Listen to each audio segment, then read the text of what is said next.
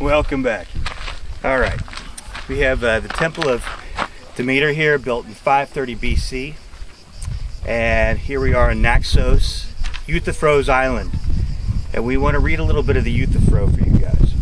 All right, so as you know, Socrates meets Euthyphro, King Archon's court, in the Athenian Agora, and he figures out Euthyphro is charging his father for murder. Socrates says, "Good heavens, certainly, Euthyphro, most men would not know how they could do this and be right. Is it not the part of anyone to do this, but of one who is far advanced in wisdom?" "Yes, by Zeus, that is so." Socrates, "Isn't the man your father killed one of your relatives? Or is that obvious, for you would not prosecute your father for the murder of the stranger?" And here Euthyphro goes on. "It is ridiculous, Socrates, for you to think that if it makes any difference whether the victim is a stranger or a relative, one should only watch whether the killer acted justly or not. If he acted justly, let him go, but if not, one should prosecute. If, that is to say, the killer shares your hearth and table. The pollution, the religious pollution, is the same if you knowingly kept company with such a man and do not religiously cleanse yourself and him by bringing him to justice. The victim was a dependent of mine, and when we were farming in Naxos, he was a servant of ours. He killed one of our household slaves in drunken anger, so my father bound him hand and foot and threw him into a ditch, then sent a man here to inquire from the priest what should be done. During that time, he gave no thought or care to the bound man as being a killer, and it was no matter if he died, which he did. Hunger and cold and his bonds caused his death before the messenger came back from the seer.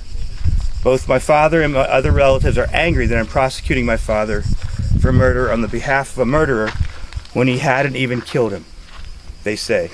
And even if he had, the dead man does not deserve a thought, since he was a killer. For they say it is impious for a son to prosecute his father for murder. But their ideas of the divine attitude to piety and impiety are wrong, Socrates." So, let's take a look at the countryside. Euthyphro's father had a farm somewhere in Naxos. And I want you guys to modernize this example. So say you lived on a farm with your father and you had 200 acres. You had a lot of servants.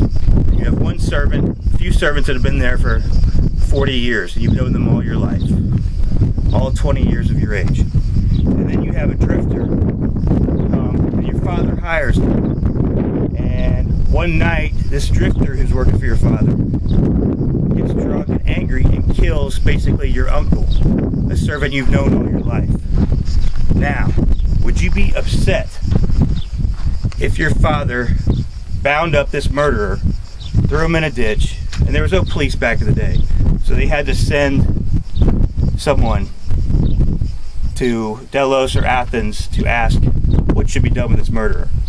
And guess what? That murderer died of his wounds in that ditch beforehand. You guys need to ask, would you prosecute your father for murder if that's what happened? If your father committed manslaughter to a guy who murdered your uncle on the farm.